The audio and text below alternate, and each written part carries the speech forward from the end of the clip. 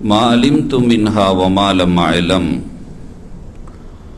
وعلى جميع نعمه كلها ما علمت منها وما لم أعلم عدد خلقه كلهم ما علمت منهم وما لم أعلم في كل وقت وحين الحمد لله الذي تواضع كل شيء لعظمته والحمد لله الذي ذل كل شيء لعزته والحمد لله الذي خضع كل شيء لملكه والحمد لله الذي استسلم كل شيء لقدرته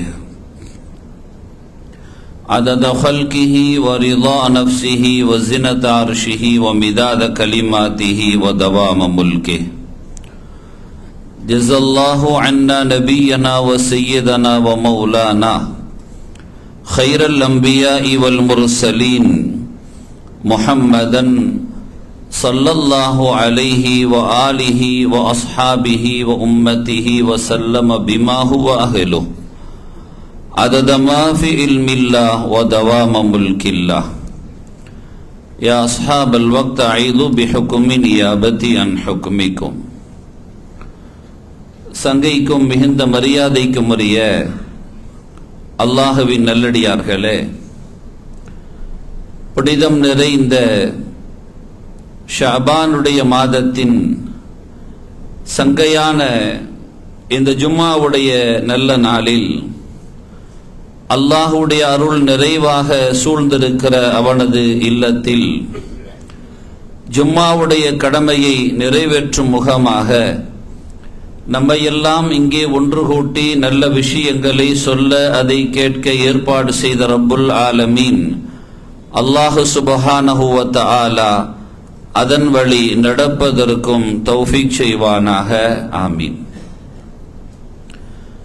சங்கையான ரமலானை இன்னொரு வாரத்தில் நாம் எதிர்நோக்கி இருக்கிற இந்த உன்னதமான நல்ல வேளையில் மகத்தான ரமலானை தொடுகிற, அதை பயன்படுத்துகிற, அதன் மூலமாக பாக்கியங்களை உள்வாங்கிக் கொள்கிற நல்ல நசீபையும் தௌஃபீகையும் அல்லாஹ் நம் அனைவர்களுக்கும் தந்தருள் புரிவானாக. சங்கைக்குரிய பெருமக்களே, அல்லாஹு சுப்ஹானஹு வ தஆலா அவனிடத்தில் நாம் ஒப்படைக்கிற ஒவ்வொன்றையும் அவன் பேணி பாதுகாக்கக்கூடியவனாகவே இருக்கிறான். அருள்மறை குர்ஆனினுடைய ஒரு வாக்கியத்தில் அல்லாஹ் இப்படி சொல்வான், மா இந்தக்கும் யன்ஃபத் வ மா இந்தல்லாஹி பாக். மா இந்தக்கும் யன்ஃபத், உங்களிடத்தில் இருப்பவைகள் எல்லாம் தீர்ந்து போய்விடும். அல்லாஹ் சொல்கிற அழகான வாக்கியம். அவன்தான் படைத்தவன், அவன்தான் உருவாக்கியவன், வடிவமைத்தவன். அவனுக்குத்தான் அதனுடைய தீர்க்கங்களும் அதனுடைய நிலைகளும் விளங்கும். அப்படிப்பட்ட ரப்புல் ஆலமீன் சொல்லி காட்டுறான், மா இந்தக்கும் யன்ஃபத், உங்களிடத்தில் இருப்பவைகள் எல்லாம் தீர்ந்து போய்விடும். வமா இந்தல்லாஹி பாக், அல்லாஹுவிடத்தில் இருக்கக்கூடியதுதான் நிலைத்தவையாக இருக்கும் என்று அல்லாஹ் சொல்கிறான். வலனஜ்ஸியன்னல்லதீன ஸபரு அஜ்ரஹும் பிஅஹ்ஸனி மா கானூ யஅமலூன் என்று அல்லாஹ் சொல்வான். நாம யார் அவங்க பொறுமையா இருந்துக்கிறாங்களோ, அதை சகித்துக் கொள்வார்களோ, அவங்களுக்கு நாம என்ன செய்வோம்னு சொன்னா சிறந்த கூலிகளை நாம கொடுப்போம் அப்படின்னு சொல்லிட்டு அல்லாஹு தஆலா சொல்கிறான். அப்ப இந்த ஆயத்தின் மூலமாக அல்லாஹ் நமக்கு தருகிற தெளிவு என்பது, அவன் எவைகளை எல்லாம் நமக்கு தந்திருக்கிறானோ அவைகள் எல்லாம் இப்போ நம்ம கிட்ட இருக்கக்கூடியது. அது நமது உடலாக இருக்கலாம், நமது பொருளாக இருக்கலாம், நமது ஆரோக்கியமாக இருக்கலாம், நமக்கு தந்த அறிவாக இருக்கலாம், நம்மிடத்தில் அவன் தந்து கௌரவித்திருக்கக்கூடிய எல்லா நிஅமத்துகள் எவைகள் எல்லாம் இருக்குமோ அத்தனையும் அல்லாஹ் இப்ப நம்ம கிட்ட தந்து வச்சிருக்கிறான். அது நிலையானது இல்லை என்பதை காட்டுவதற்காக வேண்டிதான் அதில் ஏற்ற தாழ்வுகளையும் அல்லாஹ் இந்த உலகத்தில் உருவாக்கி காட்டுகிறான். அவ அல்லாஹ் தந்ததை கடைசி வரைக்கும் ஒரே நிலையிலையும் வைக்க முடியும். ரப்புக்கு அந்த குதிரத்து ஆற்றல் எல்லாம் இருக்கிறது. அவன் நினைச்சாம்னா நமக்கு தந்த ஆரோக்கியத்தை கடைசி வரைக்கும் குறையாம வைக்க முடியும். நமக்கு தருகிற பொருளாதாரத்தை எந்த விதமான குறைவும் இல்லாமல் அல்லாஹ் அப்படியே வைக்க முடியும். இப்படி ஒவ்வொன்றையும் எடுத்துக்கொண்டால் அல்லாஹு தாலா பிறக்கும் பொழுது சில நபிமார்களுக்கு அல்லாஹ் கற்றுக் கொடுத்தே அனுப்பினான். நபியினா ஈசா அலைஹிஸ்ஸலாம் அவர்களை குறித்து சொல்கிற பொழுது அவன் பிறக்கிற பொழுதே குழந்தையை பேச வச்சவன், அந்த ஆற்றல் அவன் காட்டுறான். அப்போ தத்தி தத்தி பேசி கொன்னி கொன்னி பேசி ஒண்ணுமே தெரியாம பேசி அதுக்கப்புறம் தெளிவாக பேச ஆரம்பிச்சு ஒரு கட்டம் வரக்குள்ள திரும்ப வயது முதிர்வு வரக்குள்ள திரும்ப திரும்ப தத்தி தத்தி பேசுற மாதிரி கொன்னி கொன்னி பேசுற மாதிரி குழந்தைகள் பேசுவது புரியாதது மாதிரி முதியவர்கள் பேசுகிற பொழுதும் சில கட்டங்களில் புரியாத நிலைக்கு தள்ளப்படுகிறார்கள். குழந்தைகளிடத்தில் சிறுபிள்ளைத்தனமான பேச்சுக்கள் இருக்கும் இல்லையா, ஒன்றை பல தடவை கேட்கிறது, ஒன்ன புரியாத வகையில அது என்னன்னு விளங்கல்லையே, இது என்ன, எத்தனை தடவை சொன்னாலும் புரியாத வகையில் இருக்கிறது குழந்தை. அப்பொழுது தான் அறிவு வளர்ச்சி அடைகிறது. அப்படியே நேரம் முதுமைக்கு போனோம்னா திரும்ப அதே மாதிரி புரியாத நிலைமை, அவங்க திரும்ப திரும்ப கேட்கிற சூழல், இவைகள் எல்லாம் உருவாகிறது. அல்லாஹ் ஏன் இந்த அறிவில் கூட ஏற்றத்தாழ்வுகளை வைக்கணும்? பிறக்கும் பொழுதே எல்லாத்தையும் கற்றுக் கொடுத்தே அனுப்பிடலாமே, அப்படி செய்ய முடியும். அவன் குதிரத்தால் முடியும். ஆற்றல் இருக்கிறது என்பதை காட்டுவதற்காகத்தான் அல்லாஹு சுப்ஹானஹு வ தஆலா சில நபிமார்களை அப்படி அனுப்பினான். எனக்கு அல்லாஹ் வேதத்தை தந்திருக்கிறான்னே சொன்னாங்க. அப்ப அல்லாஹ் இவைகளை எல்லாம் நம்மிடத்தில் தருவது எதற்காகன்னா, இதெல்லாம் இருக்கும்போது பயன்படுத்திக்க, அது ஒன்ன விட்டு போனதுக்கு பின்னாடி வருத்தப்படாத, எல்லாத்தையும் நான் தாரேன், அத்தனையும் நான் தருவது ஒரு சந்தர்ப்பத்தில் உங்ககிட்ட நிற்கிறது. அந்த சந்தர்ப்பத்தை சரியாக பயன்படுத்தி கொள்ள வேண்டும், அவ்வளவுதான். அப்ப அதை என்ன செய்யணும்? அது நம்ம கிட்ட இருக்கிறத, இப்ப எப்படி நாம காசு வருது ஒரு லிமிட்டா நம்ம கிட்ட வச்சுக்கிட்டு இருப்போம். ரொம்ப அதிகமான வரவுகள் வருகிற பொழுது அது எல்லாத்தையும் நாம சட்ட ஜோப்புல வச்ச மாதிரி எல்லாத்தையும் நம்மளோட வைத்துக் கொள்ள முடியுமா? முடியாது. அவைகளை எல்லாம் உருமாற்றுகிறோம். காசு இவ்வளவுன்னா சேப்புல வச்சுக்கலாம்பா, இதை தாண்டி போகும்போது ஒரு அக்கௌண்ட திறந்து போட்டுக்க, அந்த அக்கௌண்ட்டுக்குன்னு ஒரு லிமிட் இருக்குது, அதை தாண்டி போகக்குள்ள அதை நிலமா மாத்திருப்பா அல்லது தங்கமா மாத்திடு, அது நல்ல முதலீடுகளா போயிடும், அல்லது நல்ல ஒரு வியாபாரத்தை செய்ய, அதன் மூலமாக வரவுகளை நீ என்ன செய்யலாம், உள்வாங்கலாம். அப்ப ஒரு காசாக கையில் இருப்பது என்பது ஒரு லிமிட், அதை தாண்டும் பொழுது நாம் மாற்றிக்கொள்கிறோம், அதை உருமாற்றிக் கொள்கிறோம் நம்மிடத்தில் தக்க வைத்துக் கொள்வதற்காக வேண்டி. அது எங்க இருந்தாலும் இருக்கட்டும், கிடைச்சா கிடைக்கட்டும், கிடைக்காட்டி போட்டோம்னா சும்மா போட்டு போவான். இல்லை, என்னிடத்தில் அது நிலை பெற வேண்டும் என்று ஒருவன் முடிவு செய்கிற பொழுது அதை எப்படி உருமாற்றுகிறானோ அந்த மாதிரி இப்ப அல்லாஹ் சொல்றான், உன்கிட்ட வச்சிக்காத, சேஃப்டி இல்ல, அது ஆரோக்கியமா இருக்கட்டும், அல்லது உன்கிட்ட இருக்கிற அறிவா இருக்கட்டும், அல்லது உன்கிட்ட இருக்கிற செல்வமா இருக்கட்டும், எவைகள் ஆனாலும் அதை நீ உன்கிட்டயே வச்சுக்கிட்டு இருக்காத. அது உன்கிட்ட இருந்தா சேஃப்டி கிடையாது, எங்கேயாவது போயிடும், தொலைஞ்சு போயிடும், அறிவு கூட தொலைந்து போகும், அறிவு கூட நம்மிடம் இருந்து அகன்று போய்விடும். காசுகள் மாத்திரமல்ல, ஸல்லல்லாஹு அலைஹி வஸல்லம் சொன்னார்கள், அறிவு என்பது லால்லத்துல் முஃமின், ஒரு மோமினுடைய தொலைந்து போன பொக்கிஷம் மாதிரி, அவைகளை கிடைக்கிற பொழுது தேடி பெற்றுக்கொள்ள வேண்டும். நாங்க அப்ப உன்கிட்ட இருந்தா போயிடும்பா, அப்ப அதை என்ன செய்யணும்? சரியா முதலீடு செய்ய. யாருக்கிட்ட முதலீடு செய்யறது? நஷ்டமாகாத இடத்துல முதலீடு செய்யணும். இன்னைக்கு நிறைய சந்தைகள் இருக்கிறது, ஆங்காங்கே ஷேர்னு வச்சிருக்கிறான், அதை பார்த்து தான் கரெக்டா போடுறான், இது வளர்ச்சி அடையுமா அல்லது தோல்வி காணுமான்னு சொல்லி.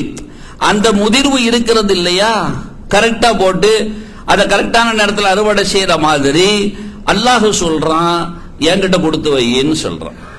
சுருக்கமா சொல்ல போனா, நம்ம அறிவுக்கு புலப்படுற மாதிரி சொல்ல போனா, அதை என்கிட்ட கொடுத்து வைன்னு சொல்றான். அப்படின்னா என்ன அர்த்தம்?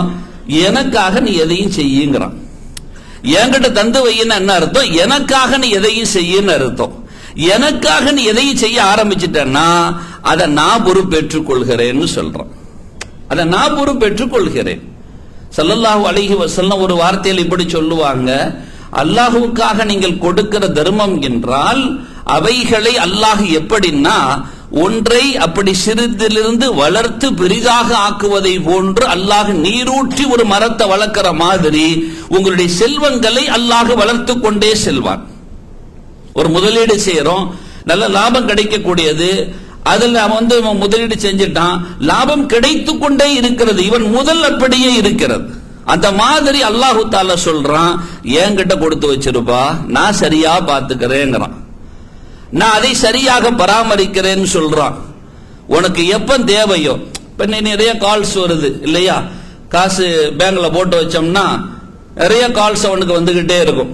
அதுல பேங்க் பேலன்ஸே இல்லைன்னா இருக்கிறத அது ஒரு லிமிட் கூட இல்லைன்னு சொன்னா அதையும் உருவிட்டு விட்டுருவான். அந்த காலத்துல கொஞ்சமா போட்டு வச்சா ஓரளவு இருக்குன்னு சொன்னா கால்லாம் வர போறது இல்ல.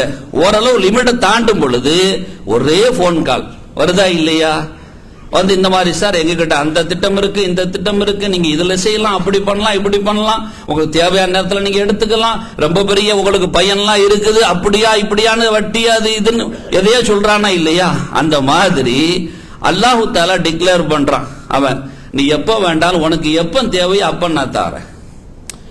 ஆனா நான் தரக்கூடிய நேரம் ஒண்ணு இருக்கு இல்லையா, உனக்கு யாருமே உதவ முடியாத நேரமா இருக்கும், எல்லாரும் கை விரிச்ச நேரமா இருக்கும், அத்தனை பேரும் உன்னை கைவிட்ட நேரமா இருக்கும், ஒரு பய கூட உன்னை திரும்பி பார்க்காத நேரமா இருக்கும், நீ ரொம்ப கவலையில மூழ்கி இருக்கிற நேரமா இருக்கும், உன் அறிவுகள் கூட மழுங்கடிக்கப்பட்ட நேரமா இருக்கும். நீ நினைவுபடுத்த தேவையில்ல, டாக்குமெண்ட் எல்லாம் என்கிட்ட மிக தெளிவாகவே பதியப்பட்டிருக்கும், நான் நினைவுபடுத்துவேன்னு சொல்றான் அல்ல. நான் நினைவுபடுத்தி காட்டுவோம் உங்ககிட்ட. அன்னைக்கு ஒரு நாள் இந்த மாதிரி சந்தர்ப்பத்துல இப்படி நடந்தத நினைவு இருக்கா இல்லையே, அதான் இதுன்னு சொல்லி நான் உனக்கு அப்பன் தருவேன் பாரு, அது வரைக்கும் நான் பாதுகாத்து வச்சிருப்பேன் அல்லாஹ் சொல்லி காட்டுறான். இப்ப நாம மேல சொன்ன ஆயத்துக்கு வருவோமே, மா இந்தக்கும் என்பது உங்ககிட்ட இருக்கிறது எல்லாம் என்ன ஆயிடும், அது அழிந்து போய்விடும், எல்லாம் முடிஞ்சு போயிடும். நீங்க பயன்படுத்தினது விட்டுட்டு போறது எல்லாம் முடிஞ்சு போச்சு. ஆனா ஒமா இந்தல்லாஹ் அல்லாஹ்விடத்தில் எது நீங்கள் கொடுத்து வைப்பீர்களோ அது பாக்கின், அது நிரந்தரமாக இருக்கும், அது அழிவே கிடையாது. அதனாலதான் உதாரணத்துக்கு எடுத்துக்கங்களேன், ஸல்லல்லாஹு அலைஹி வஸல்லம் சொல்லுவாங்க, மம் பனா லில்லாஹி மஸ்ஜிதன் பனல்லாஹு லஹு பைத்தன் ஃபில் ஜன்னாம்பாங்க.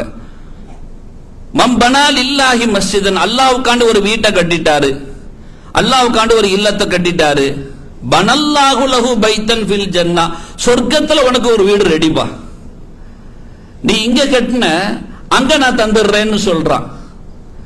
மந்தல்லதி யுக்ரிதுல்லாஹ கர்தன் ஹஸனாம்பா, அல்லாஹ்வுக்கு யார் அழகிய கடன் கொடுப்பாம்பா. இந்த வார்த்தையை கேட்கும் பொழுது அன்னைக்கு அந்த சந்தேகம் வந்துச்சு. நம்ம சார்பில் சஹாபிகள் பெருமானார்ட்ட விளக்கம் கேட்டாங்க, அல்லாஹ்வுக்கு கடனா, அவனுக்கு தேவையா அப்படின்னு கேட்டாங்க. அப்பதான் ஸல்லல்லாஹு அலைஹி வஸல்லம் சொன்னாங்க, எப்ப அல்லாஹ்வுக்கு கடன் அவனுக்கு இல்ல, அவனுக்காக யார் கடன் கொடுப்பார்களோ, ஒரு ஆள் ஏழையா இருக்கிறாரு, கடன் தேவைப்படுது, அவருக்கு ஒரு ஆள் கடன் கொடுக்கிறாரு, தேவை வறியவர்களுக்கு இவர் உதவி செய்யறாரு. இப்ப இதை நீ செய்யலன்னா அவன் என்ன செய்வான், போய் கடன் தான் வாங்க போறான். நேர்மையான ஆளா இருந்தா கடன் வாங்குவான், தப்பான ஆளா இருந்தா அபகரிப்பான், ஏதாச்சும் சேட்டை பண்ணுவான். இன்னைக்கு நிறைய நடக்குதா இல்லையா, மாஃபியாக்கள் நிறைய போதா இல்லையா, அதை அபகரிக்கிறது இது அபகரிக்கிறதுன்னு இருக்கா இல்லையா. சில பேர் இந்த தில்லுமுள்ள ஈடுபடுறானா இல்லையா, தவறுகள்ல திளைக்கிறானா இல்லையா, திருடுகள் போன்றவைகள் நடவடிக்கையில் ஈடுபடுறானா இல்லையா. இப்ப நேர்மையான ஆளா இருந்தா என்ன செய்வான், எனக்கு கொஞ்சம் கடன் கொடுங்க அப்படின்னு கேட்பான். அப்ப இந்த கடனை கேட்டு வர்றவனுக்கு நீ கடன் கொடுக்கிறேன்னு வை, தேவை உடையவட்ட தேவை நிறைவேற்றி வைக்கிறேன்னு வை. இப்ப அந்த கடனை அல்லாஹ் தன் கடனாக ஏற்றுக்கொள்கிறான், இவன் தேவை இவன் நிறைவேற்றான். ரப்பு சொல்றான், நீ எனக்கு தண்ட கடனா வச்சுக்கப்பா. ஃபயுக்ரிதுல்லாஹ கர்தன் ஹஸனா, மன் தல்லதி யுக்ரிதுல்லாஹ கர்தன் ஹஸனா ஃபயுதாயிஃபஹு அضعافன் கஸீராமா, அதை நான் பன்மடங்காக பெருக்கி தருவேன்னு சொல்லுவான். இது பொருளாதாரத்துல மாத்திரமல்ல, உடலுடைய உழைப்புகளிலேயும் சரி, அவன் செய்கிற அமல்களிலேயும் சரி, எதை செய்தாலும் அல்லாஹ்வுக்காக வேண்டி செய்யறது. புனிதமான ரமலான் நம்மை எதிர்நோக்கி இருக்கிறது. அந்த ரமலானை சரியாக பயன்படுத்திக் கொள்ள வேண்டும். அழகான முறையில் அல்லாஹ் நமக்கு ஆரோக்கியத்தை தந்துதான் சொல்றான், முடிஞ்சா நோன்பு வைங்கன்னு சொல்லுவான். அதை சீராக பயன்படுத்தி கொண்டால் இந்த ஆரோக்கியம் நமக்கு அல்லாஹ்விடத்தில் பாதுகாப்பாக இருக்கும். அதற்கான கூலிகள் அல்லாஹ் வச்சிருப்பான். ஷஹ்ரு ரமலான் அல்லதி உன்சில ஃபீஹில் குர்ஆனும்பா, குர்ஆன் இறங்குறதுனாலேயே சிறப்பான மாசமா அல்லாஹ் அமைச்சு வச்சிருக்கிறான். அதை சரியான முறையில் கண்ணியம் செலுத்தணும்னு சொல்லுவாங்க. நபிகள் பெருமானார் முஜாஹித் ரஹிமஹுல்லா அவங்க சொல்லுவாங்க, அவங்க வார்த்தைகள்ல சஹாபிகள் தாபிகளுடைய வார்த்தைகள்ல எப்படி இருக்குமா, வெறுமனே ஒரு ஆளு ஜா ரமலான், ரமலான் வந்துட்டு அப்படின்னு சொல்வதை கூட அவர்கள் வெறுப்பாக கருதுவார்களாம். நல்லா புரிந்து கொள்ளணும். ஜா ரமலான், ரமலான் வந்துருச்சுன்னு சொல்றத வெறுப்பார்களாம். அப்படின்னு என்னங்க அர்த்தம்? அந்த சீதேவி சொல்றாங்க, ஜா ரமலான் தஹப ரமலான் சொல்லி வெறுமனை வார்த்தைகளாக ஒரு சராசரி மாதங்களை போன்று அந்த ரமலானை, இந்த ரமலான் வந்துட்டு ரமலான் போச்சுன்னு சொல்லாதியோ, சங்கையான ரமலான் வந்தது, சங்கையான ரமலான் சென்று விட்டது என்று அந்த வார்த்தைகளோடு சங்கையை சேர்த்து சொல்லுங்கள். அதுதான் நீங்கள் அதற்கு கொடுக்கிற கண்ணியத்தின் ஒரு பகுதியும் கூட. வார்த்தையால் கொடுக்கிற கண்ணியம்னா சராசரியாக ரமலான் என்று கூட நீங்கள் பார்க்க கூடாதுன்னாங்க வார்த்தைகளில். இப்ப ஒரு நீதி அரசர் வருகிறாருன்னு சொன்னா மேதகு நீதி அரசர் அப்படின்னு சொல்றதுதான். அவருடைய பேரை சராசரியாக சொல்லி அழைத்தால், ஒரு முதலமைச்சர் வராரு சராசரியாக இதோ வருகிறார் அவர் பேரை சொல்லி அழைத்தால் அது அவருக்கான கண்ணியமாக இருக்காது இல்லையா? அறிஞர்களுடைய பார்வையில் மாதத்தை கூட கண்ணியமாக சொல்லி பழகுங்கள், அது கண்ணியத்தின் அடையாளம் என்று பெருமக்கள் சொல்லி காட்டுவார்கள். அருள் நிறைந்த பெருமக்களே, ரசூலுல்லாஹி ஸல்லல்லாஹு அலைஹி வஸல்லம் அவர்கள் ரமலான் தொடுகிற பொழுது அவர்கள் இறைமறை குர்ஆனோடும் தொடர்பாக இருப்பார்கள், இல்லாதோருக்கு வழங்கியும் தொடர்பாக இருப்பார்கள். அந்த மாதத்தில் தாம் சரியான பயன்பாட்டை கொண்டு வர வேண்டும் அப்படிம்பாங்க. அல்லாமா ஹசனுல் பஸரி ரஹிமஹுல்லா ரோட்டோரமாக நடந்து செல்கிற பொழுது அப்படியே ஒருத்தர் ஒரு ஐஸ் வியாபாரி ஐஸை வித்துக்கிட்டு போறாரு. அவர் அழகான வார்த்தையை சொல்லிட்டு போறாரு, இருஹமு மை யதூபு ரஅஸமாலிஹிங்கிறாரு. முதல் கரைவதற்கு முன்னால் மூலதனத்தை எனக்கு மூலதனத்தின் மீது கருணை காட்டுங்கள் அப்படின்ட்டு. ஒவ்வொரு ஆட்கள் ஒரு வியாபார ட்ரிக்ஸ் வச்சிருப்பாங்க பேச்சுகள்ல. இவர் அழகா சொல்றார், இருஹமு மை யதூபு ரஅஸமாலிஹி, முதல் மூலதனம் கரைவதற்கு முன்னால் அதை நீங்கள் எனக்கு என் மீது கருணை காட்டுங்கள் அப்படிங்கிறார். இதை கேட்ட உடனே அப்படியே அதன் பக்கம் திரும்பிக் கொண்டு அல்லாமா ஹசனுல் பஸரி ரஹிமஹுல்லா அவர்கள் மீண்டும் அவர் அருகாமையில் சென்று நீங்கள் சொன்ன வார்த்தை இன்னொரு முறை சொல்லுங்களேன் அப்படின்னாங்க. அவர் சொல்கிறார், இர்ஹமு மை யதூபு ரஅஸமாலிஹி, மூலதனம் கரைவதற்கு முன்னால் என் மீது கருணை காட்டுங்களேன் என்று சொன்னத அந்த வார்த்தையை கேட்டதோடு தரதரன்னு கண்ணிலிருந்து கண்ணீர் வடியுது. அழ ஆரம்பிச்சுட்டாங்க. ஆரம்பிச்சு விட்டு தன்னிடம் இருந்த பொற்காசுகளை அவருக்கு கொடுத்து விட்டு சொன்னார்கள், என்ன சாரிங்கன்னு கேட்டாங்க. இல்லை, நான் கால்மடித்து கற்க வேண்டிய சூரத்துல் அஸ்ரினுடைய ஒட்டுமொத்த பாடத்தையும் ஒரே வரியில் நீ உணர்த்தி விட்டாயே. சூரத்துல் அஸ்ரில் அல்லாஹ் சொல்லித் தருகிற அத்தனை பாடங்களையும், வல் அஸ்ர் இன்னல் இன்சான லஃபீ குஸ்ர் இல்லல்லதீன ஆமனு வ அமிலுஸ் ஸாலிஹாத்தி வதவாஸவ் பில் ஹக்கி வதவாஸவ் பிஸ் ஸப்ர்னு சொல்லி இந்த அருள் மிகுந்த வசனத்திற்கு நான் கால்மடித்து கற்க வேண்டிய அவ்வளவு பாடங்களையும் இந்த ஒற்றை வரிக்குள்ளால் அடங்கி விட்டாயே, அதற்காக என்றார்கள். ஆம், உண்மைதான். அவர் சொல்றார், சூரா அஸ்ர் அல்லாஹ் சொல்றான், காலத்தின் மீது சத்தியமாக அப்படின்னு சொல்லி. ஏன்னா அவ்வளவு பொக்கிஷமானது காலம் அப்படிங்கிறது, நமக்கு கிடைப்பதற்கரியது. மனிதன் நஷ்டத்தில் இருக்கிறான், காரணம் அதை புரியாதவனாக. காலம்னா என்னன்னு தெரியாம இருக்கிறான், சும்மா காலத்தை சபிச்சுக்கிட்டு இருக்கிறான். சேட்டெல்லாம் இவன் பண்ணிட்டு அத்தனை பேரையும் அங்க காலத்துல கொடுத்துறான். எங்க நல்ல காலமா வந்தது பாரு, எனக்குன்னு வந்தது மோசமான காலம் அப்படிம்பா. எல்லாம் நல்லது தான், அதே காலத்துல இன்னொருத்தன் நல்லா இருக்கிறானே, இன்னைக்கு ரொம்ப மோசமான நாளுங்க அப்படிங்கிறான் ஒருத்தன். இன்னொருத்தன் சொல்றான் எனக்கு ரொம்ப சக்சஸ்ஃபுல் டேங்கிறான், அவனுக்கு ரொம்ப நல்ல நாளுன்னு சொல்றான். அது எப்படி காலம் சரியில்லாமல் இருந்தால் ஒருவனுக்கு நல்லதாக மாறும்? அப்ப காலம் சரியானது தான், உங்ககிட்ட தான் விவகாரம் இருக்கு. இல்லல்லதீன ஆமனு வ அமிலுஸ் ஸாலிஹாத்தி, நல்லமல்கள் செய்து யாரெல்லாம் ஈமான் கொண்டு நல்லமல்கள் செய்தார்களோ அவர்களை தவிரன்னு சொல்லி அல்லாஹ் சொல்லி காட்டுவான்.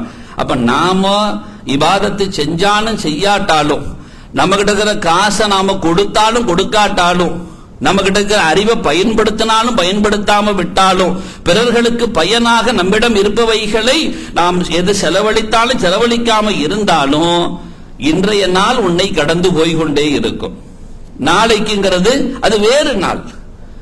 நாளை என்பது அது எந்த நிரந்தரம் இல்லை. அப்ப அது கடந்து போய்கொண்டே இருக்கு. அப்படி இருக்கும் பொழுது இன்னைக்கு பயன்படுத்தினா பாரு, அவன் தான் அறிவாளி. அதான் மூலதனம் கரைந்து கொண்டிருக்கிறது. ஒரு ஐஸ் வியாபாரியோட மூலதனம் கரைந்து கொண்டிருக்கிறது.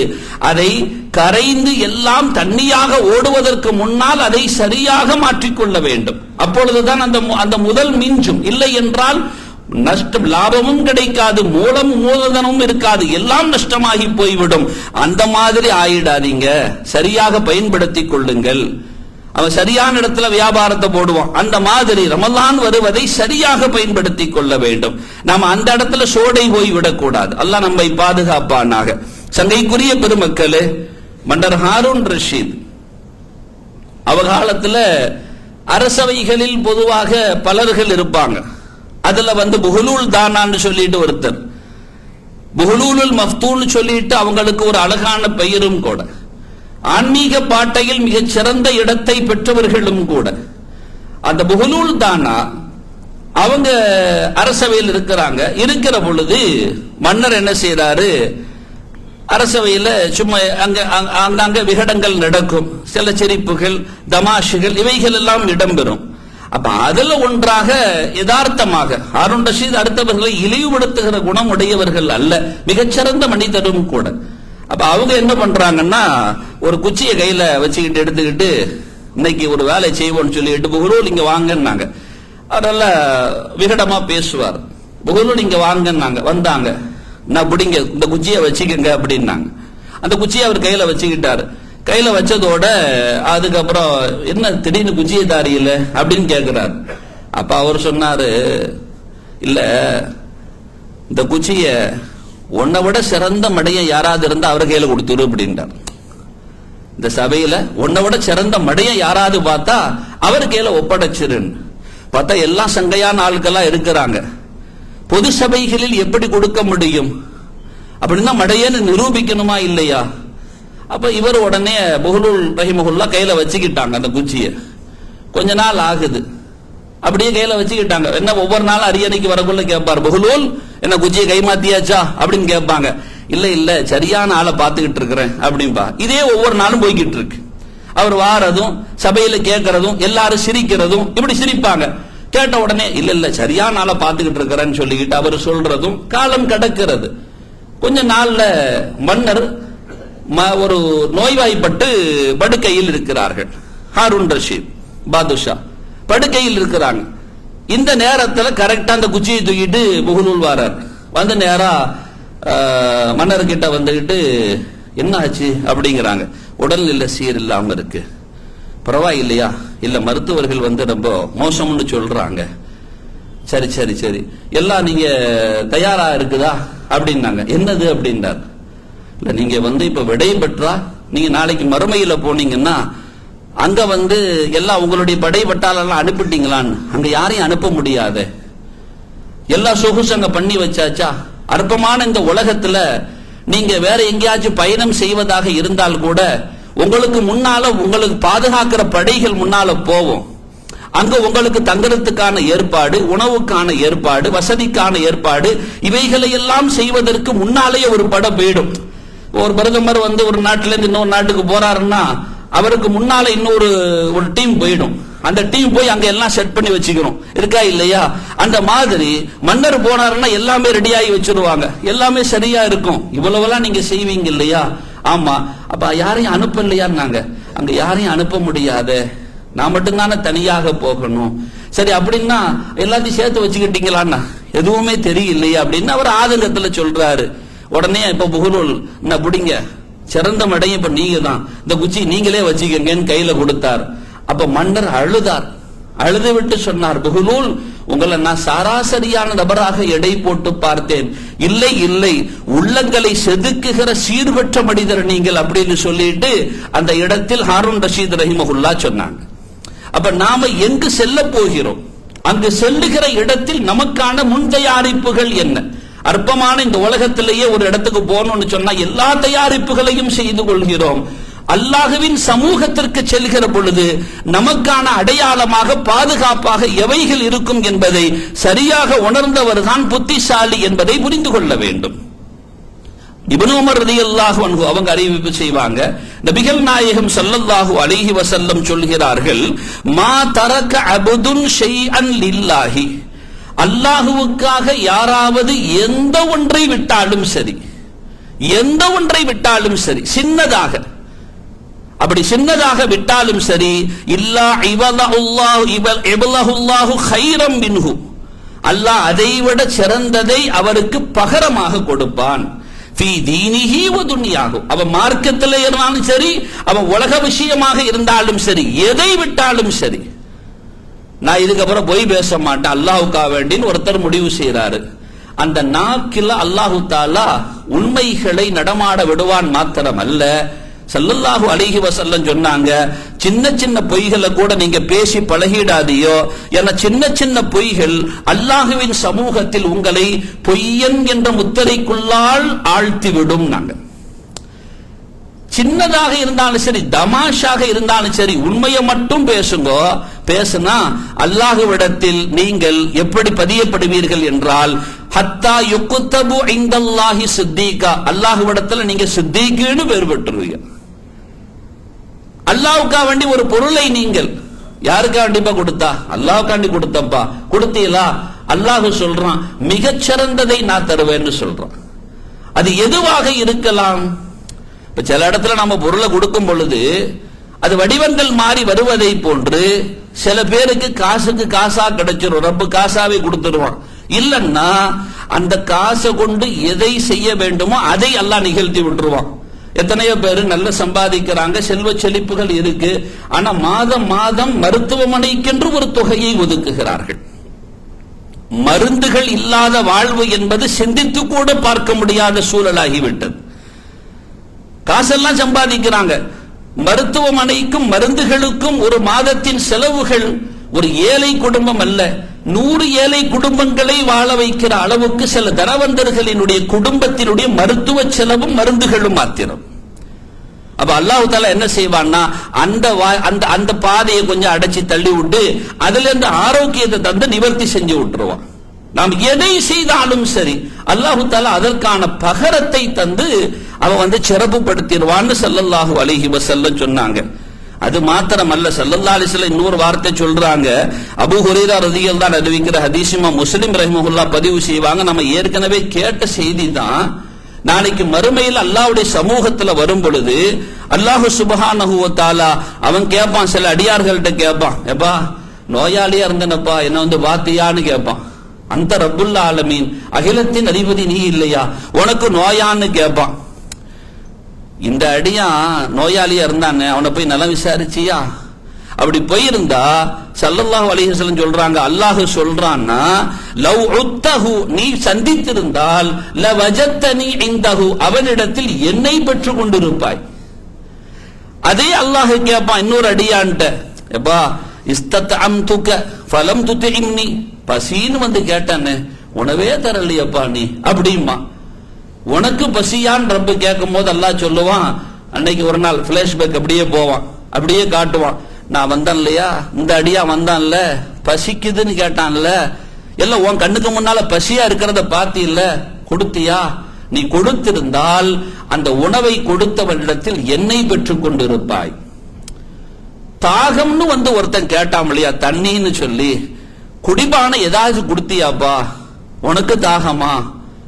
அந்த அடியா கேட்டான்ல, அவனுக்கு நீ கொடுத்திருந்தன்னா லவஜத்தனி இந்தா, அவனிடத்தில் நீ என்னை பெற்றுக் கொண்டிருப்பாய். அறிஞர்கள் இந்த ஹதீஸின் பின்னணியில் சொல்வார்கள், ஒரு வார்த்தையை முன்னிறுத்துவார்கள், ஆழமான செய்தியாக முன்னிறுத்தி காட்டுவார்கள். யாராவது ஒருவர் நீங்கள் அலிரதியல்லான்னு சொல்ற வார்த்தை அறிவினுடைய தலைவாயில் சொல்றாங்க, எந்த ஒரு செயலை செய்வதாக இருந்தாலும் சரி, எந்த ஒரு நபரை நான் காண்பதாக இருந்தாலும் சரி, அதற்கு முன்னாலும் அந்த நபருக்கு முன்னாலும் என் கண்களில் தென்படுவது அல்லாஹ் என்றார்கள். ஒரு ஆழமான வார்த்தையும் கூட. எந்த ஒரு செயல் ஆனாலும் சரி, எந்த ஒரு நபரானாலும் சரி, அவர்களுக்கு செய்கிற உதவி அல்லது அதற்கு நான் செய்கிற உதவி எதுவாக இருந்தாலும் சரி, அதற்கு முன்னால் என் கண்களில் அவர் கல்பு கல்ல தென்படுறது அல்லாஹ் அப்படின்னாங்க.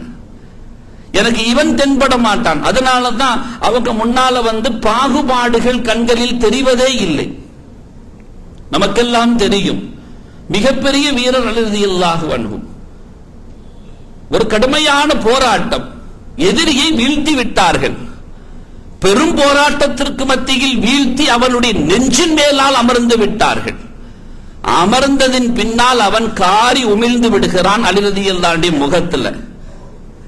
விட்டுட்டு எந்திரிச்சிட்டாங்க, தொடவே இல்லை, அடிக்கல, இன்னும் கொஞ்சம் கோபம் கொப்பளிக்கல, விட்டுட்டு எந்திரிச்சிட்டாங்க. சுற்றி நின்று பார்த்தவர்களுக்கெல்லாம் ஆச்சரியம். இது என்ன ஆச்சரியம், என்னங்க இப்படி, எவ்வளவு பெரிய போராட்டம், ஆளை சாச்சிட்டிய, சோழியை முடிச்சிருக்க வேணாமா அப்படின்னா அவங்க சொன்னாங்க, அத்தனை செயல்களையும், அவ்வளவு பெரிய போராட்டங்கள், அவனை வீழ்த்தி அவன் நெஞ்சின் மீது அமருகிற வரைக்கும் நான் அல்லாஹுக்காகத்தான் அதை செய்தேன். ஆனால் அவன் காரி உமிழ்ந்த பொழுது என் மனதில் ரோஷம் பொங்கிக் கொண்டு வந்தது, கோபம் கொப்பளித்தது. அதை இஹ்லாஸ் என்கின்ற மன தூய்மையை அது சிதறடிக்க செய்தது. இப்ப நான் அவனை அடிச்சிருந்தேன்னு சொன்னா அவ்வளவு நீண்ட தூர போராட்டத்தின் ஒட்டு மொத்தங்களும் இந்த ஒற்றை விஷத்தில் அழுக்காகி போயிருக்கும், விஷமாகி போயிருக்கும். நான் ஒரு சின்ன செயல் கூட, எதை செய்தாலும் அதற்கு முன்னால் நான் அல்லாஹ்வை பார்க்கிறேன். நான் கௌசல் ஆலம் முஹியுத்தீன் அப்துல் காதிர் ஜீலானி கத்தஸல்லாஹு சிர்ரஹுல் அஸீஸ் அவங்க சொல்லுவாங்க, வத்து, எனக்கு ஆசை, என் மனசு அப்படித்தான் அமைக்கப்பட்டிருக்கிறது, லவ் கானத்தி துன்யா பியதி, இந்த உலகமே என் கரத்தில் இருந்தாலும் உத்இமுஹல் ஜாஇ, பசித்தவர்களுக்கு நான் கொட்டி கொடுத்து விடுவேன், நான் அப்படி கொடுத்துருவேன். நாங்க இந்த வார்த்தை எதனால் வருகிறது, லவ் கானத்தி துன்யா, துன்யாவே எனக்காக இருந்தது என்றால், என் கரத்தில் அதன் சக்திகளும் வலிமைகளும் இருக்கும் என்றால் அதை முழுவதையும் நான் கொடுத்துருவேன் சொல்ற அளவுக்கு அவங்களுக்கு இந்த வார்த்தை வீரியம் எங்கிருந்து வந்தது என்றால், அவங்களுக்கு ஒன்னே ஒண்ணுதான், ல வஜத்தனி இந்தான்னு ஸல்லல்லாஹு அலைஹி வஸல்லம் சொன்னாங்க. அல்லாஹ் சொல்றதாக, பசித்தவருக்கு நீ உணவை கொடுத்தால் அந்த இடத்தில் என்னை பெற்றுக் கொண்டிருப்பாய்ன்னு அல்லாஹ் சொல்றான். நாங்கல்ல, தாகித்தவனுக்கு நீ ஒரு பானம் கொடுத்தால் லவஜத்தனி இந்த அவனிடத்தில் என்னை பெற்றுக் கொண்டிருப்பான்னு ஸல்லல்லாஹு அலைஹி வஸல்லம் சொன்னாங்க இல்லையா, அந்த வார்த்தை தான் இந்த வார்த்தையை சொல்ல வச்சது.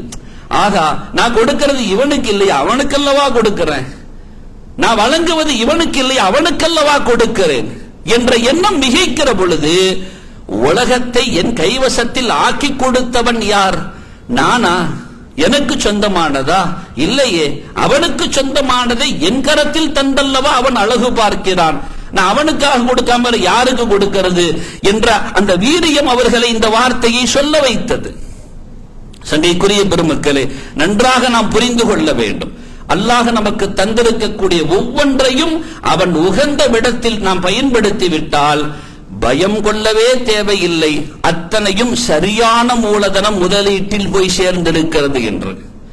அது பன்மடங்காக பெருகி கிடைக்கும். மக்கள் எல்லாம் நம்மை தூற்றுகிற நேரத்தில் போற்றுவைகளாக அவைகள் அமையும். மக்கள் எல்லாம் ஒதுக்கி தள்ளுகிற வேளையில் அவைகள் எல்லாம் நம்மை சூழ்ந்து பாதுகாப்பாக அமைந்துவிடும். மக்கள் எல்லாம் கரம் விட்டு நம்மின்பால் திரும்பி பார்க்காத சூழலில் அல்லாஹ் அவைகளை கொண்டு பெரு உதவிகளை செய்து விடுவான் என்பதில் எந்த சந்தேகமும் இல்லை. நாளை மறுமையினுடைய நிலை குறித்து இறைமறை ஒரு வார்த்தை சொல்லி காட்டும். எப்படி தெரியுமா, இந்த பூமி முழுவதும் அவன் ஈடாக கொடுத்தாவது எவைகளை தான் பெற்ற பிள்ளைகளையும் கூட ஈடாக கொடுத்தாவது எரி நரகிலிருந்து விடுதலை நான் பெற்று விட மாட்டேனா என்று ஒவ்வொருவனும் துடிக்கிற அந்த நேரத்தில் இந்த உலகத்தில் நாம் கொடுக்கிற ஒவ்வொன்றும் தான் நிச்சயமாக அங்கே நமக்கு இறை சமூகத்தின் பாதுகாப்பு அரண்களாக வந்து நிற்கும். வெற்றியாளர்கள் பல்வேறு வரிசைகளாக தரம் பிரிக்கப்படுவார்கள். இறைமறை ஒரு வெற்றியாளரை அடையாளப்படுத்தி காட்டும். அது எந்த வெற்றியாளர் தெரியுமா? وَمَنْ يُوقَ شُحَّ نَفْسِهِ فَأُولَئِكَ هُمُ الْمُفْلِحُونَ என்ற ஒரு வார்த்தையை சொல்லி காட்டும். وَمَنْ يُوقَ شُحَّ نَفْسِهِ, யார் தன் மனதில் உலோபித்தனம் என்கின்ற கஞ்சத்தனத்தை விட்டும் சுத்தமாகிவிட்டானோ அவர்கள் வெற்றியாளர்கள் என்று இறைமறை வெற்றியாளர்களின் தரவரிசைகளை படுத்தி காட்டுகிற பொழுது இதை சொல்லி காட்டும். சங்கைக்குரிய பெருமக்களே, நமது மனதில் அந்த கஞ்சத்தனம் இருந்தால் நன்றாக புரிந்து கொள்ளுங்கள், தோல்வியாளர்கள் என்று. அவைகளை விடுத்து, அவைகளை தூராக்கி, அவைகளை கால் கீழ் போல் மிதித்து, அவைகளை எல்லாம் நாம் விட்டு விலகி நாம் கொடுக்கிற கொடைகளாக, கொடை வள்ளல்களாக மாறுகிற பொழுது எவைகளை தந்திருக்கிறானோ அவைகளை அதன் அளவுதான் ரப்பின்பால் அவன் நாம் கொடுக்க அவன் நமக்கு பணிக்கிறான். அப்ப அந்த கஞ்சத்தனம் என்கின்ற பெரு வியாதி நம்மிடமிருந்து அகன்று விட்டால் நன்றாக புரிந்து கொள்ளுங்கள், இறைமறை நமக்கு சூட்டுகிற பெயர் வெற்றியாளர் என்கின்ற பெயர். அல்லாஹு சுப்ஹானஹு வ தஆலா அந்த வெற்றியாளர்களில் நம்மையெல்லாம் அகப்படுத்திக் கொள்வானாக. உயர்தர ரமலானை சரியாக பயன்படுத்துகிற உத்தமர்களில் ஆக்கி அருள் புரிவானாக. இறைமறை சொல்கிற இலக்கணத்தின் அடிப்படையில் நமது வாழ்வுகள் நெறி வழுவாது நிலைத்திருக்க அல்லாஹ் தௌஃபீக் செய்வானாக. இறை சமூகத்தில் எனக்காக உள்ளவர்கள் யார், எனக்காக தன்னை அர்ப்பணித்தவர்கள் யார், எனக்காக தன் பொருளை கொடுத்தவர்கள் யார் என்று கேட்கிற பொழுது ஓங்கி ஒலிக்கிற குரல்களாக நமது குரல்களை அல்லாஹ் அங்கு அடையாளப்படுத்தி வைப்பானாக. மிகச்சிறந்த சொர்க்கத்தில் உத்தமர்கள் எல்லாம் சூழுகிற அந்த இடத்தில் அல்லாஹ் நம் அனைவர்களையும், நம்மை ஈண்டெடுத்த பெற்றோர்களோடும், நமது மனைவி மக்கள், நமது பிள்ளைகள், நம்மை சார்ந்தோர்கள், நமது ஆசிரிய பெருந்தகைகள், நமது நட்பின் வட்டத்தினர்கள், நமது வாழ்வின் உயர்வுக்கும் ஏற்றத்திற்கும் எந்த வகையிலாவது நாம் கடந்து வந்த பாதைகளில் துணை நின்றவர்கள், இனிமேலும் துணை நிற்பவர்கள், அவர்களையும் அல்லாஹ் அங்கே ஒன்று கூட்டி அருள் புரிவானாக. ஆமீன் யா ரப்பல் ஆலமீன். வ ஆகிரு தஅவானா அனில் ஹம்துலில்லாஹி ரப்பில் ஆலமீன். சங்கைக்குரிய பெருமக்களே, அரசாங்க தேர்வு பிள்ளைகள் எல்லாம் இப்ப எழுத இன்னைக்கு ஆரம்பிச்சிருக்கிறாங்க இல்லையா? இன்னைக்கு துவங்குது அரசாங்க தேர்வு, இப்ப ஆரம்பிக்குது இல்லையா? இன்ஷா அல்லாஹ் அந்த தேர்வுகள்ல பிள்ளைகள் எல்லாம் வெற்றி பெறணும்னு துஆ செய்யுங்க. நமது பிள்ளைகள், எல்லா பிள்ளைகள், நம்ம தமிழகத்தை சார்ந்த பிள்ளைகள், குறிப்பாக கல்வியில பின்தங்கி இருக்கக்கூடிய பிள்ளைகள் ஒவ்வொரு கனவுகளோடு அந்த பரீட்சைகளை எதிர்கொள்வார்கள். அப்படி எதிர்கொள்கிற பொழுது அவர்களுக்கு பல்வேறு தடைகளை தாண்டி அவர்கள் நினைக்கிற துறைகளில் அவர்கள் பரிணமிக்க வேண்டும். அல்லாஹு தாலா நிறைய மெசேஜஸ் எல்லாம் வந்தது, நட்பு வட்டங்கள் மற்ற வட்டங்களில் இருந்தெல்லாம் மெசேஜ் வந்துச்சு. எக்ஸாம் ஆரம்பிக்க போகுது, பிள்ளைகள் என்ன செய்யறாங்க, எக்ஸாம் எழுத போறாங்க, துஆ செய்யுங்க அப்படின்னு சொல்லி அதற்காக பக்கத்தில் இருக்கக்கூடிய பிள்ளைகள், அவங்களுடைய தகப்பன்மார்கள், அவர்களுடைய குடும்பத்தினர்கள், நாங்க அதற்காக உம்ராவே செய்யறோம், துஆ செய்யுங்க அப்படின்லாம் சொன்னாங்க.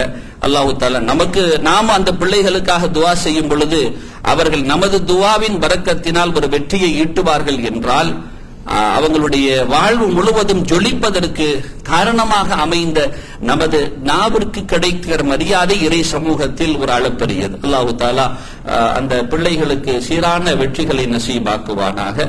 அந்த பரீட்சையில் அவர்கள் எல்லாம் தேர்ச்சி பெற்று அவர்கள் நாடுகிற துறைகளையும் தாண்டி சமூகத்திற்கு பயன் தருகிற பல்வேறு துறைகளில் அவர்கள் பரிணமிக்கவும் அதில் சாதனைகள் புரியவும் அல்லாஹ் உதவி உபகாரம் செய்வானாக.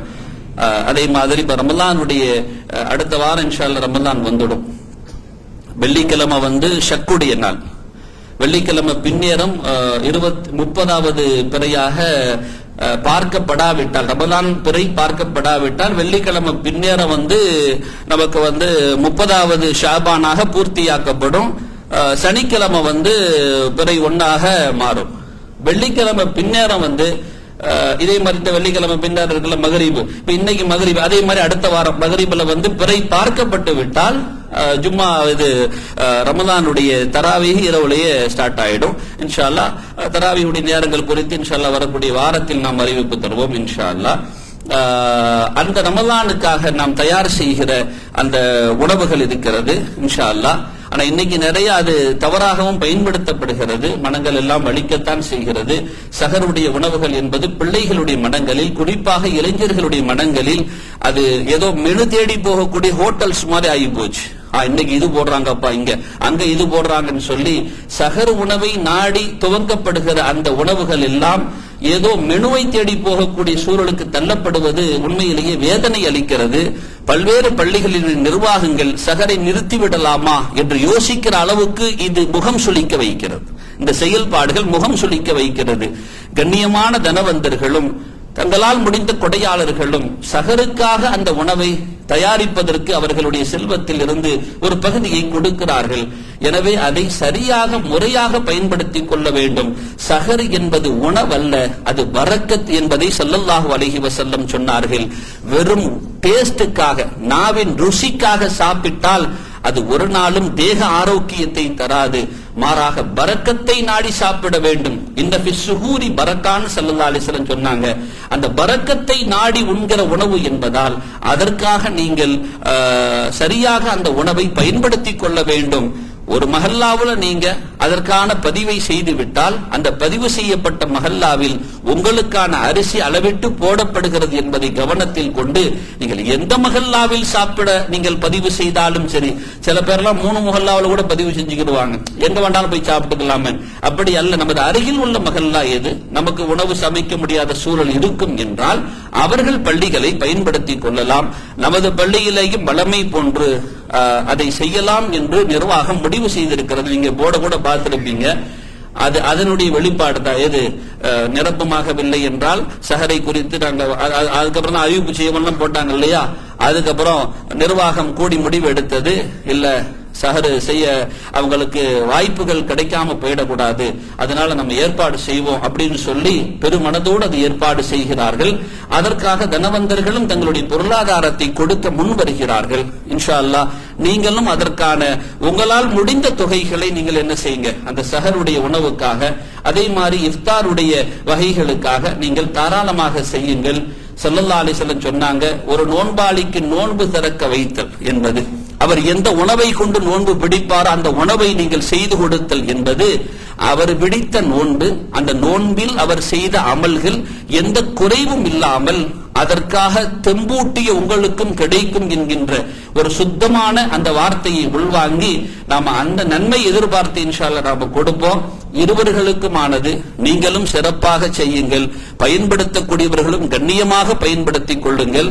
இன்ஷா அல்லாஹ் ஒரு சிறு தொகை சம்பாதிக்கக்கூடியவர்களுக்கு தான் நியமிக்கப்படுகிறதே தவிர, அது காரணம் அவர்கள் உள்வாங்கி அதை உணர்ந்து சாப்பிட வேண்டும் என்பதற்காக வேண்டித்தானே தவிர அவைகளை கொண்டு பூர்த்தியாகி விடாது. சம்பாதிக்கக்கூடிய ஒரு சிறு தொகை என்ன செய்வாங்க, ஒரு 1000 2000 மாதிரி அவங்க என்ன செய்வாங்க, அந்த மாதிரி கொடுப்பாங்க. சம்பாத்தியம் இல்லை, நான் படிக்கக்கூடிய மாணவன் அல்லது வறுமையில் வாழக்கூடியவர் என்கின்ற பொழுது அவர்களுக்கு இலவசமாகவே தான் நாம் அதை செய்திருக்கிறோம் என்பதை உங்களுடைய மேலான கவனத்திற்கு நாம் அறிய தருகிறோம். அல்லாஹ் சுப்ஹானஹு வ தஆலா அந்த கண்ணியத்தோடு அவைகளை நிறைய செலுத்த தௌஃபீக் செய்வானாக. அதே மாதிரி பைத்துல் மால் இருக்கிறது. அந்த பைத்துல் மாலுக்கான காசுகளும் தனவந்தர்கள் நீங்கள் நிறைய உங்க குடும்பத்துக்கு நீங்க கொடுப்பீங்க, அதெல்லாம் செய்வீங்க. முறையாக உங்க ஜக்காத்துகளை நீங்க வழங்குவீங்க, அதெல்லாம் நிரப்பமா செய்வீங்க. என்றாலும் நீங்கள் சார்ந்த மஹல்லா அதற்கு பைத்துல் மால் என்று ஒன்று வைத்திருக்கிறார்கள். கல்வியாளர்களுக்கு அது கல்விமான்களை உருவாக்குவதற்காக, பிள்ளைகளுக்கு படிப்புக்காக அதை பயன்படுத்துகிறார்கள். எனவே அதையும் நீங்கள் கவனத்தில் கொண்டு நீங்க சிறப்பா நீங்க உங்க குடும்பத்துக்கு கொடுங்கோ, செய்யுங்கோ, உறவுகளுக்கு கொடுங்கோ. நீங்கள் சார்ந்த மஹல்லாவிற்கும் உங்கள் ஜக்காத்தின் தொகை கொஞ்சம் சேருகிற விதத்தில் நீங்கள் அமைத்துக் கொள்ள வேண்டும் என்ற ஒரு மேலான வேண்டுகோளையும் முன்வைத்து நிறைவுபடுத்துகிறேன். அஸ்ஸலாமு அலைக்கும் வரஹ்மத்துல்லாஹி வபரகாத்துஹு.